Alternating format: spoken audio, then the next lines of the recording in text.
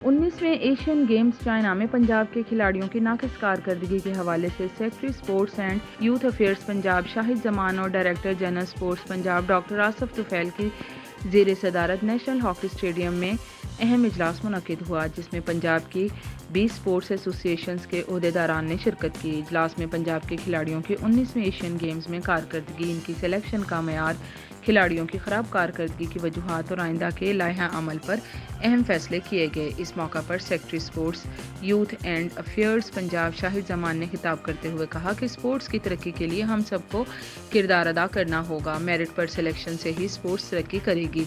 पसंद नापसंद के इश्यूज़ को ख़त्म करना होगा। स्पोर्ट्स की तरक्की के लिए बेहतरीन इक़दाम की जानिब कदम बढ़ा रहे हैं। Director general sports Punjab doctor Asif Tufail ने खिताब करते हुए कहा कि स्पोर्ट्स की तरक्की के लिए मौजूदा निज़ाम को ठीक करेंगे। जो स्पोर्ट्स एसोसिएशंस अपना सालाना कैलेंडर मुहैया करेंगी, इन एसोसिएशंस को स्पोर्ट्स की तरह मुफ्त सहूलियात फ्राहम करेंगे। इस तरह जो स्पोर्ट्स एसोसिएशंस अपना सालाना स्पोर्ट्स कैलेंडर नहीं देंगी, इनकी रजिस्ट्रेशन ख़त्म कर दी जाएगी। स्पोर्ट्स की तरक्की के लिए कोचेस का जदीद स्पोर्ट्स के तकाज़ों से रोशनास होना ज़रूरी है। कोचेस की जदीद ट्रेनिंग और बेहतरी के लिए इक़दाम नागुज़ीर हैं।